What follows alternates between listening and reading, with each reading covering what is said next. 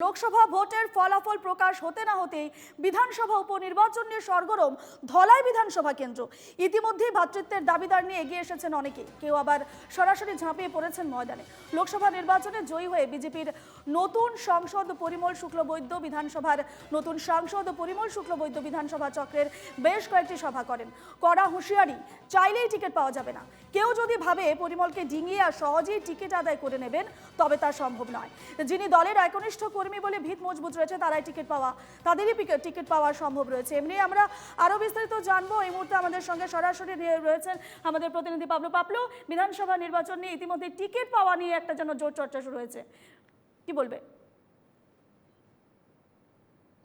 আমরা লোকসভা নির্বাচনের নির্ঘণ্ট প্রকাশ হতেই যখন লোকসভার বিজেপি দলের প্রার্থী টিকিট পেলেন, অর্থাৎ পরিমল শুক্লবৈদ্য যখন টিকিট পেলেন, সেই সময় থেকেই আমরা দেখছি রীতিমতো এই আসনটা সুনিশ্চিত ছিল বিজেপি দলের জেতার পক্ষে। এবং বলবো আমি যে ফাঁকা মাঠেই অনেকটা তিনি গোল করেছেন।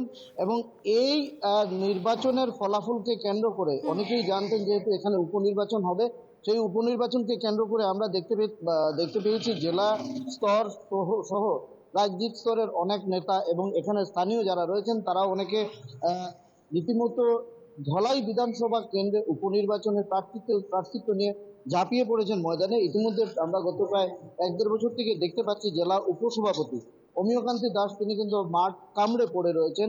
এছাড়া তপশিলি বোর্ডের চেয়ারম্যান নিহার রঞ্জন দাস তিনিও কিন্তু এই ধলাই সমষ্টিতে তিনি রীতিমতো গেড়ে বসে আছেন। পাশাপাশি স্থানীয় বিজেপি নেতা প্রীতিশচন্দ্র দাস, প্রাক্তন ট্রেড ইউনিয়ন নেতা সঞ্জন পুরকায়স্থ, প্রদেশ বিজেপি মোর্চার সদস্য অজয় লস্কর, সুবোধ দাস, পম্পি রায় সহ আরো অনেকেই কিন্তু এই আসনে তারা কিন্তু তাদের নিজস্বভাবে তারা প্রচার এবং প্রার্থিত্বের দাবি নিয়ে তারা মাঠে নেমেছেন। ইতিমধ্যে আমরা দেখতে পাচ্ছি সন্দন পুরকায়স্থ, অমিয় দাস সহ অন্যান্য যারা রয়েছেন তারা কিন্তু অনেক সভা সমিতি করেছেন এই অঞ্চলটিতে, গোটা এই বিধানসভার চক্রে। এবং আজকে এ নিয়ে নির্বাচনে জয়ী হওয়ার পর পরিমল শুক্লবৈদ্য 3টি মণ্ডলের সভা করেন এবং সেই সভাগুলোতে স্পষ্ট তিনি জানিয়ে দিয়েছেন যাতে কোনো অবস্থায় কেউ যদি গার্ড জোর করে বা কেউ যদি জোর করে টিকিট আদায়ের চেষ্টা করেন তবে ফল সেটা ভালো হবে না। অর্থাৎ পরিমল শুক্লবৈদ্যকে ডিঙিয়ে কোনো অবস্থায় এখানে কেউ টিকিট পাচ্ছেন না।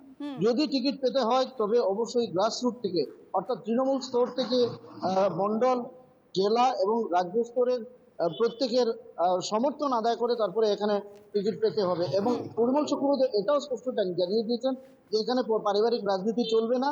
এখানে কোনো অবস্থায় পরিবারের সদস্যদেরও যদি তার অর্থাৎ সুযোগ্যতার স্ত্রী, কন্যা বা পুত্র রয়েছেন তাদেরকেও যদি টিকিট দেওয়া হয় এই অবস্থায় অর্থাৎ পাবলু, ধলাই কেন্দ্রে ধলাই বিধানসভা উপনির্বাচনে টিকিট কে পাবেন তা নিয়ে কিন্তু একটা প্রশ্নচিহ্ন থেকে যাচ্ছে।